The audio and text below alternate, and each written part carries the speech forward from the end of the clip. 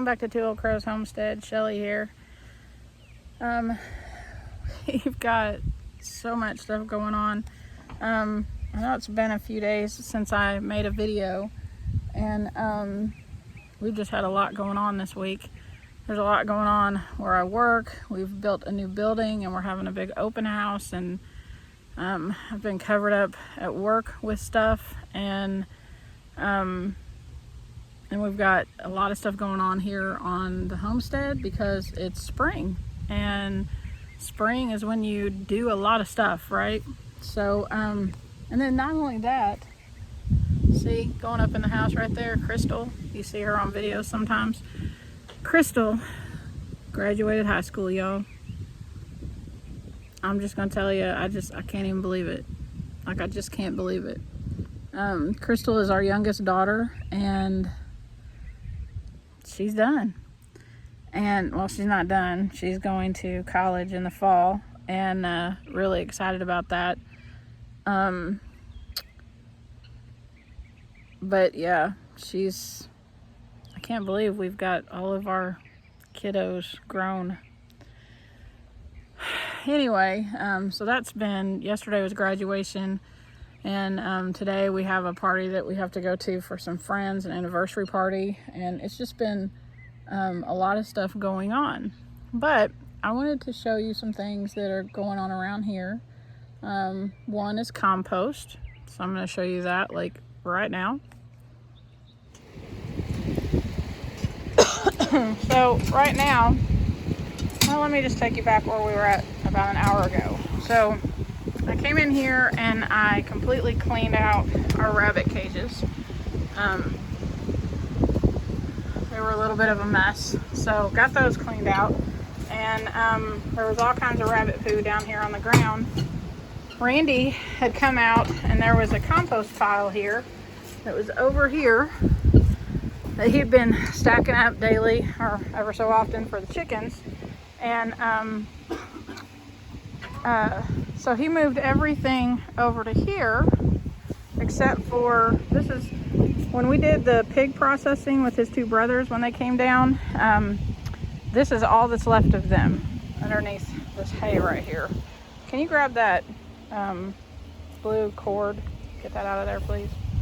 That hay is the bedding is actually from the chicken coop. Crystal cleaned that out this morning. So all we have left are the two skulls of the pigs. The chickens have done work. The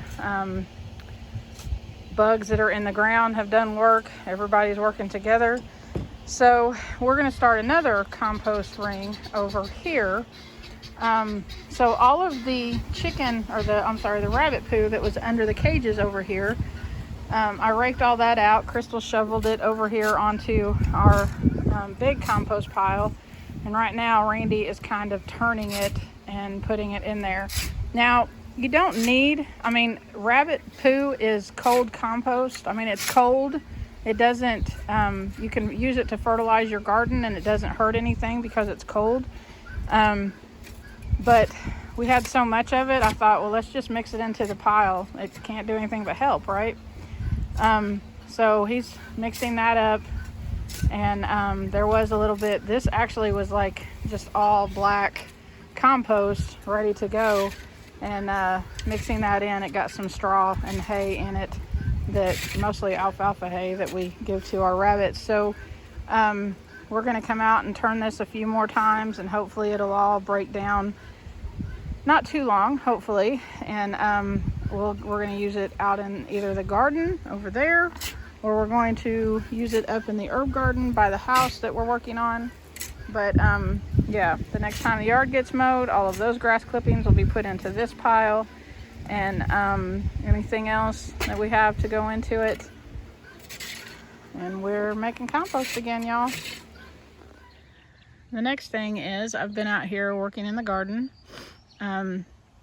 So I've got tomatoes planted, and this tomato plant right here, and then the one that's back right there by the side, by the edge, those are volunteer tomatoes because I had tomatoes in this bed last year. I'm going to do a different trellising this year.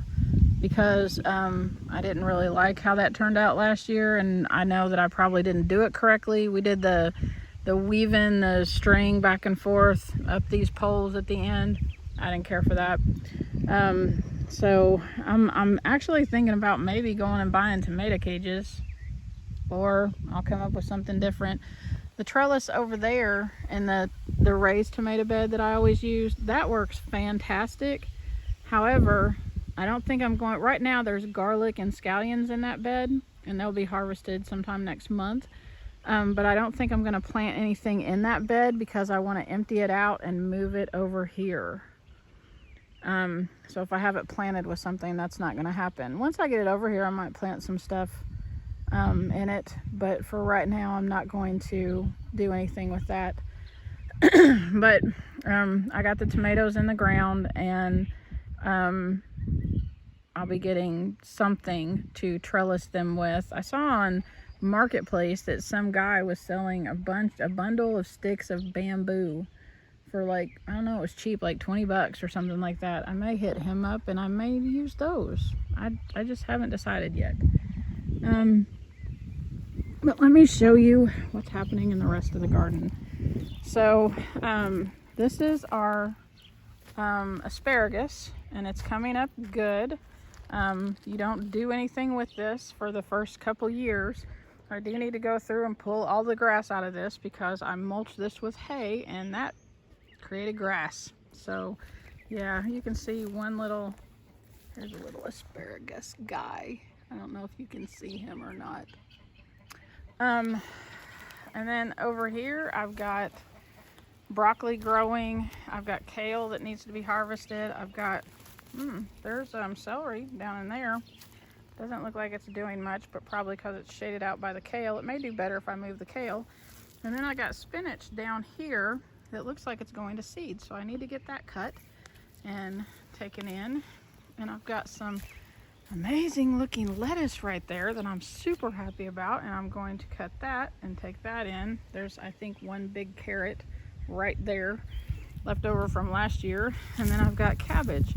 Y'all, I don't have heads on them yet, but at this point I don't even care if they get heads. I've never been able to grow cabbage before, and I'm super excited about this.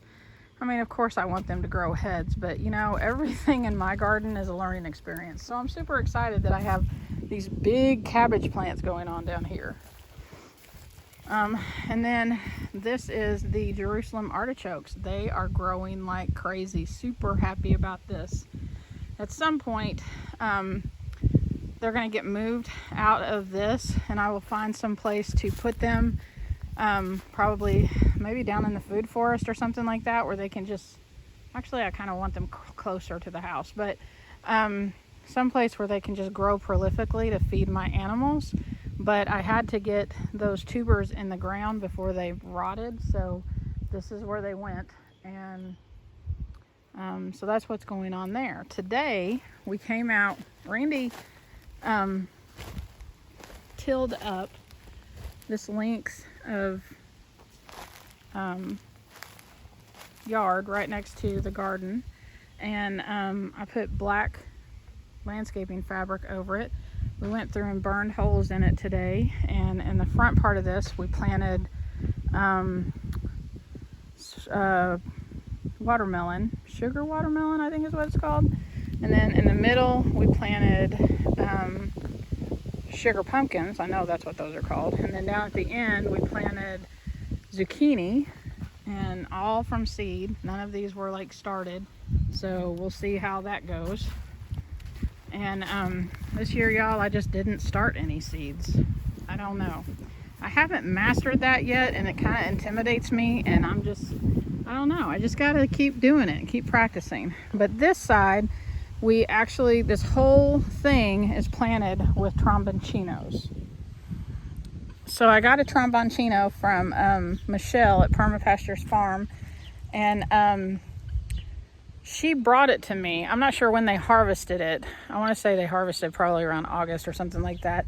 She brought it to me in October at a festival. She gave it to me, and I actually just cut that thing up probably about a month ago, and it was fine. Like those things keep forever. And but I'm wanting to grow them for feed for my pigs. So squash and pumpkins and all that kind of stuff, they help your animals with, they're great wormers and all of that kind of thing. And then of course, you know, they're just food for them to eat, right? So I planted this whole row with Trombone Chinos. When I say I mean Crystal. We went through and burned the holes. She planted all the Trombone Chinos. So hopefully we'll have a big harvest of that down the side here. And if any of you all are thinking, wow, that's really close, you're probably right, because I have not mastered this whole spacing thing. So we'll just see what happens.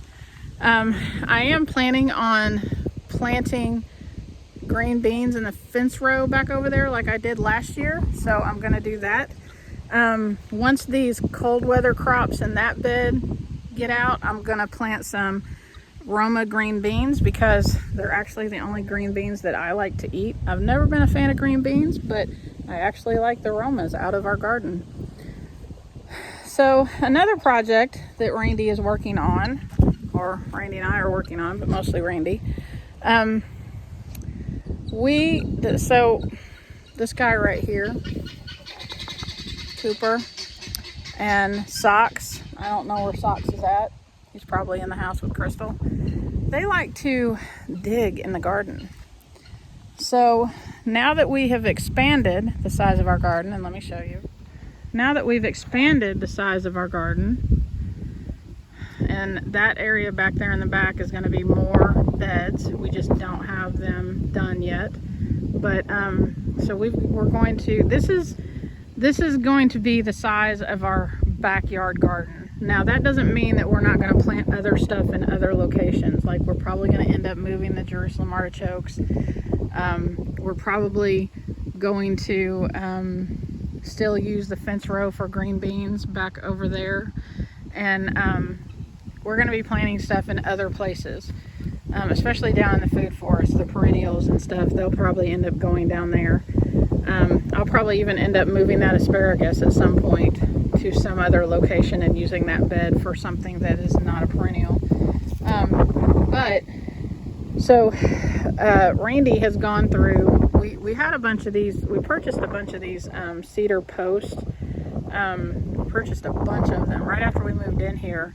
And we just, because we had to put up a fence, we had to fence in our backyard, and so we used them in the corners and cemented them in, and we got a great deal on them. So Randy just picked up a bunch of them. So he went through and cut these. Some of them were 8 foot. He went through and cut them down to 6 foot, buried them a couple feet in the ground, and so that's the corners of where the fence is going to be. I'm going to put another one of these trellises. It's just a cattle panel. I'm going to put another one back there in the back, kind of where the rabbit tractor, close to where the rabbit tractor is at. So you will actually be able to, there will be a gate here in the front, and then you'll be able to walk down the path and go out a gate in the back if you didn't want to walk around the garden to get to the barn or whatever. But you'll just have access to it both ways. But we're going to fence all of this in, and we came out. We have this area like up here in the front and over here in the front where I'm going to put more of the landscaping fabric down and burn holes in it and use that for garden space as well. So, like I could grow bush beans up here or whatever, So yeah, that is the plan. We obviously need to get this area mulched and get the weeds under control. And right here, there's not weeds in this bed. Well, there's a few little weeds. You see it right there. But for the most part, that's on the edge of this bed, because like that bed, this one was the first one that we built, and we didn't put landscaping fabric around like we did on all of those other beds, and you don't see all that growth around them because there's landscaping fabric under the edge of those beds. Not completely under them, but just maybe a couple inches under the edge of the bed, and it's really deterred the weeds from growing. except for I really got to clean out that bed. But that's the plan. So we're gonna fence in this whole area to keep the dogs out, and we'll be growing food. And this is really what I've always wanted, is just like this garden space that I just really love to spend time in and that kind of thing. And yeah, I'm really excited about this. So we'll keep you updated on how that goes. So the next thing that I have to show you is, check out, we got 4 little piggies. Miss Piggy had 4 little babies today. They're all in there snoozing, looks like. Miss Piggy is half potbelly pig and half the mixture that all of our pigs are. So that is large black Gloucester, I'm not saying that right, old spot, GOS, red wattle, and Berkshire, I think. It's either Berkshire or Yorkshire. So the piglets are actually only going to be a quarter potbelly, because Miss Piggy is half and half of all the others, and the dad, which I'm assuming was Fred, he's all the others, so they've only got a quarter potbelly in them. Yeah, some of them, a couple of them have the white saddle on their back, like what Fred does. So yeah, they're cute as can be. So and then the other thing that I wanted to show you, we got the rest of our water systems set up. Well, for back here for the pigs. So we still need to get these 2 things covered, because they will grow algae. That one's kind of looking funky right there. They will grow algae if you don't have them covered, so I need to order some covers. But we have the gutters up, which you saw the video about that. They empty into this tank right here. And then Randy put a I don't know what the hardware is called, but there's hardware right here. And when this one fills up, then it drains into this one. And we got some good rain yesterday, so that is about half full now. And then the pigs come up right here and drink out of it, and everybody's happy, right? Everybody happy? Yeah. There's Fred over there in the shade. They're just hanging out. So yeah, that's just a quick update of the things going on around the homestead. Let us know in the comments what y'all are doing. Is anybody building compost? What are y'all putting in your gardens? Just, you know, comment below and let us know what's going on. You got anything you want to say? You want to say hi to everybody? Hi. We've been working hard today, y'all. And we still got a lot more to do. I gotta get inside and make soap. Which, by the way, if you're a fan of Sexy Beast, I'm getting ready to put a bunch back in stock on the website. Probably when I go back in the house. So by this evening, you should be able to order Sexy Beast if you need any of that. And one other thing, remember to keep up to date. Go to KentuckySustainableLiving.com. We keep that website up to date with speakers and vendors and sponsors and all of that kind of stuff. Anything that is changing or whatever, you'll be updated there. You can also go to Kentucky Sustainable Living on Facebook, and we update there as well. And then we also update on my channel and Jason's channel, which is Kentucky Sustainable Living, and Jake's channel, which is Dog Creek Farm. But be sure to mark your calendar. It's the weekend of October 28th and 29th. And y'all, it blows my mind how everything is just falling into place. You know, the speakers that we have lined up, the people that are coming, the people that you'll be able to meet and see, the events that we're having. Right now, my daughter Jessica is, I think that she's pretty sure she's going to commit to being in charge of our kids programs, and she'd be really great for it, and coming up with activities and stuff for kids to do. Y'all, you need to come check it out. It's going to be huge. It's just going to be great. So, yeah, go to KentuckySustainableLiving.com, check out the festival, put it on your calendar, let us know that you're coming, everything. Talk to you later. Bye. Yeah, God bless you. Have a great day.